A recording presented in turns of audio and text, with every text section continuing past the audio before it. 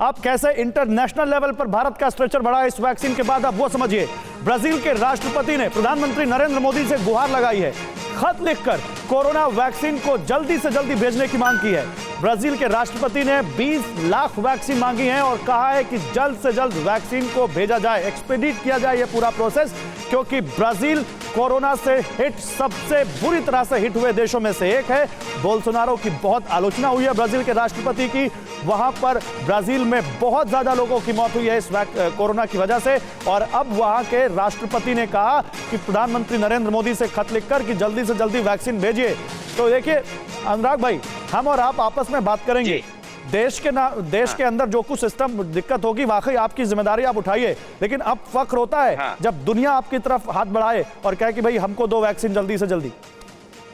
देखिए, हिंदुस्तान में फख्र तो हमेशा ही रहा है। अभी आपने कहा था यहाँ पे पोलियो की ड्रॉप्स बनी थी, पोलियो वैक्सीन आया था।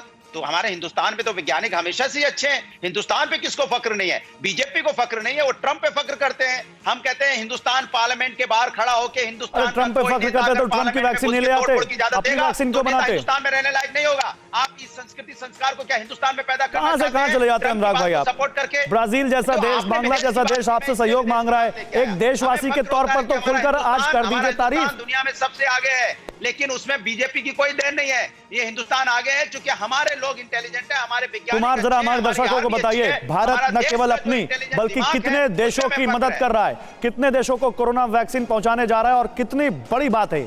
देखिए, 144 देशों में कोरोना वैक्सीन को लेकर इस वक्त काम चल रहा है और भारत दुनिया का अकेला ऐसा देश है जहां दो वैक्सीन एक साथ कारगर साबित हुए हैं। तो अपने आप में बहुत गर्व करने की बात है। पड़ोसी देशों की बात करें तो नेपाल, जो कि अभी कई सारे मुद्दों पर चाइना के साथ था, वो चाइना का वैक्सीन लेने को तैयार नहीं है। वो हिंदुस्तान की तरफ पलक पावड़े बिछाए खड़ा है कि हिंदुस्तान हमारी कुछ मदद कर ले। श्रीलंका, जो मैं पड़ोसी देशों की बात कर रहा हूँ, श्रीलंका भी हिंदुस्तान से वैक्सीन लेने की बात कर रहा है। और श्रीलंका, नेपाल की बात छोड़िए, आपने ब्राजील की बात की, और कई सारे यूरोपीय देशों ने भी हिंदुस्तान के वैक्सीन में दिलचस्पी दिखाई है। आपको याद होगा भारत बायोटेक में जब कई देशों के एम्बेसडर गए थे तो 80 से ज्यादा एम्बेसडर वहां पे उस वैक्सीन सेंटर को देखने गए थे, और ये सब वही देखने गए थे कि आखिर कैसे वैक्सीन बन रहा है, किस तरीके से उनको उपलब्ध हो पाएगा, ताकि वो अपने देश के लोगों को जाके बताया है। नहीं, और दूसरी बात, दुनिया के बड़े बड़े देश, यहाँ पर शेरवाल साहब, दुनिया के बड़े देश, चाहे अमेरिका हो, चाहे ब्रिटेन हो, चाहे ब्राजील हो, जापान में भी अब खबरें ऐसी आ रही है कि वहां वो लोग घुटनों के बल आ चुके हैं, उनके पास बिल्कुल भी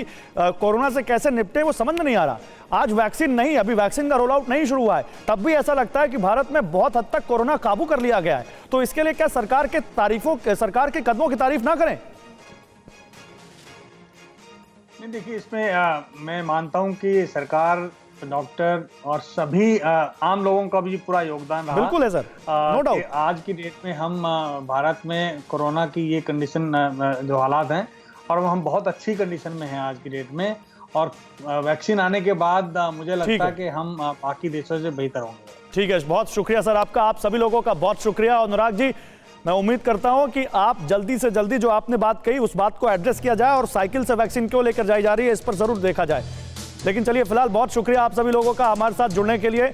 और आज क्योंकि बहुत बड़ी खबर आई और हिंदुस्तान ने किस तरह से दुनिया को एक रास्ता दिखाया है वो भी हमने आपको बताया, इस बारे में आपको आगे भी अपडेट देते रहेंगे। अड़ी सोमवार से शुक्रवार शाम 6 बजे सिर्फ TV9 भारतवर्ष पर।